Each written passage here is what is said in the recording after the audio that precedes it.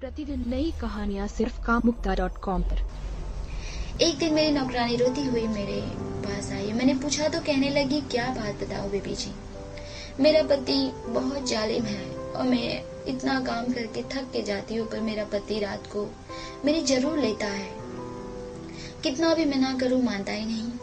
एक तो वो मेरे मुकाबले में इतना हट्टा कट्टा है कि मेरा बदन टूट जाता है और इतनी हालत खराब हो जाती है कि अगले दिन मैं काम करने के लायक नहीं रहती हूँ। और उसकी बातें सुनकर मेरा मन तो मचल उठा। एक तो जब से मेरे पति को शुगर हुई थी, मेरे तन की आग बुझी नहीं थी। पहले भी वो मेरी कमांगनी को शांत नहीं कर पाते थे, और जब इसके पति के बारे में मैंने सुना तो तन बदन में तो जैसे हलचल सी मच गई। एक तो हट्टा कट्टा और हालत खराब करने वाला।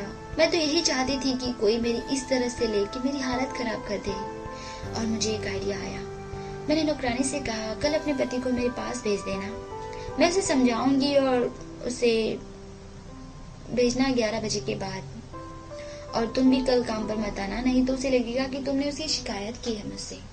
11 बजे मैं घर पे अकेली होती हूँ और मेरी उम्र है 36 साल। शादी के लगभग 11 साल हो चुके थे और मेरा एक 9 साल का बेटा। आप मेरी फिगर के बारे में अगर जानना चाहे तो बता दूं कि मेरी ब्रा का साइज है 36 और पैंटी का है 34।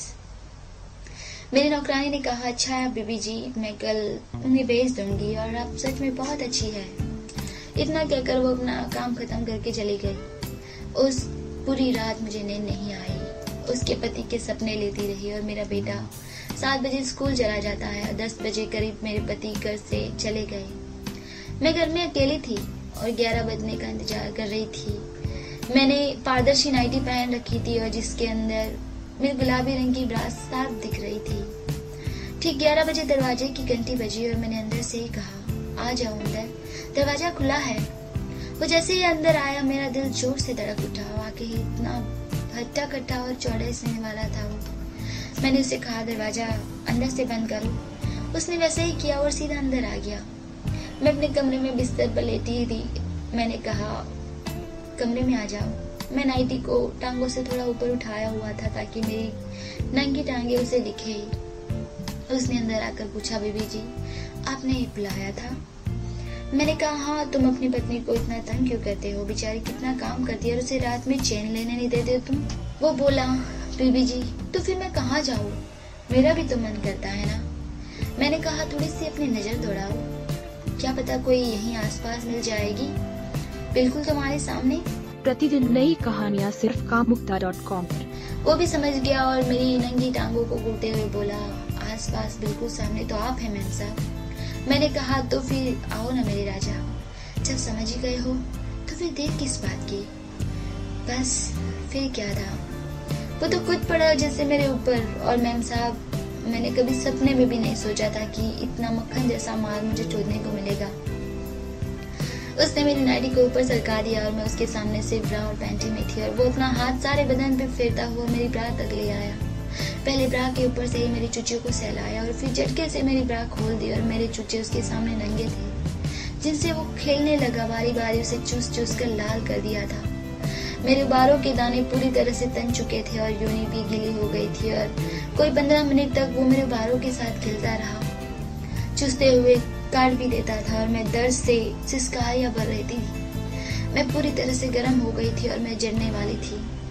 तभी उसने मेरे मम्मो को मुंह से छोड़ दिया और खुद नंगा होने लगा। और उसका हथियार देखकर मैं सहम सी गई, क्योंकि सचमुच बहुत मोटा और लंबा था। उसने कहा, मैम साहब मुंह में लोगी इसे। मैंने कहा, नहीं मेरे राजा, फिर किसी दिन। आज तो इसे वहीं डाल दो जो बहुत दिनों से तड़प रही है। उसने कहा, अच्छा मैम साहब। और जैसे ही उसने अपना लिंग मेरी योनि में डाला, मैं एक चीख से झड़ गई। ओह माँ! उसे जोर से लिपट गई और उसको बेतहाशा चुनने लगी। उसके झटके अभी भी मेरी जान ले रहे थे। उसका लंग जोर जोर से योनि के अंदर बाहर हो रहा था और कुछ देर बाद मैं फिर से गर्म होने लगी। अब वो नीचे लेट गया और मुझे ऊपर आने को कहा। वैसे भी उसका हट्टा कट्टा बदन मेरे बदन को तोड़ रहा था, पर मुझे बहुत मजा आया। वाकई ही उसने मेरी हालत खराब कर दी थी। वो नीचे से मेरे ले रहा था और मैं दर्द के मारे जोर जोर से आहें भर रही थी। बस मेरे राजा, ओ मेरे राजा, ओ राजा, बस ऐसे ही बोले जा रही थी, मैं दोबारा जल गई। वो मर्द थमने का नाम नहीं ले रहा था। उसने फिर मुझे गोली बना के मेरे लिए और अब तीसरी बार जलने वाली थी। मैंने उससे कहा, ओ मेरे राजा, अपनी बीवी की जगह मेरी ले लिया करो, रोज इस वक्त आ जाया करो। उसने फिर मुझे नीचे लिटा दिया और बोला, बीबी जी, आप रात को मुझे थोड़े ना दे सकती हो। और उसने फिर से अपना लिंग मेरी योनि में घुसेड़ दिया और जोर जोर से मेरी लेने लगा। यहाँ मेरा तीसरी बार था और मैं पागल हो चुकी थी। मैं उससे जोर से लिपट गई और कहने लगी, मुझे कहीं भगा के ले चलो और फिर रात दिन मुझे जोतते रहना। अब तक उसने भी सारा वीर्य मेरी योनि में उड़ेल दिया था और मेरी योनि ने उसके गर्म गर्म वीर्य का एहसास किया था। कुछ दिनों तक वो ऐसे ही मुझे रोज दिन को 11 बजे आके जोतता रहता था। इस दौरान उसने अपना लिंग भी मुझे चुसवाया और फिर मैंने अपने पति से उसकी सिफारिश की और उसको रात को अपने यहाँ ही चौकीदार रखवा लिया। अब जब भी मेरे पति सो जाते थे, मैं कमरे में चली जाती थी और उसे जी भर के चुदवाती थी। एक रात मेरे पति जग गए और मुझे ढूंढते हुए चौकीदार के कमरे में आ गए। चौकीदार ने मेरी नई टांगे फैलाई हुई थी और मुझे बेतहाशा चूद रहा था। मैंने अपने पति को देखा और एकदम झटके से चौकीदार को हटा दिया और उसके सामने चादर लेके मुजरिम की तरह खड़ी हो गई। इससे पहले कि मैं कुछ बोलती, मेरे पति ने कहा, रुचि, कोई बात नहीं, तुम अपने को दोषी मत समझो, मैं तुम्हारी मजबूरी समझ सकता हूँ। और फिर बोले, इसे अपने घर में ही ले आओ, यहाँ अच्छा लगता है क्या? मैंने कहा, मुझे माफ कर दो, लेकिन वो बोले, कोई बात नहीं। फिर चौकीदार से बोले, तुम वहीं आ जाओ, जो कुछ करना है मेरे सामने करना। प्रतिदिन नई कहानियाँ सिर्फ कामुक्ता.com पर।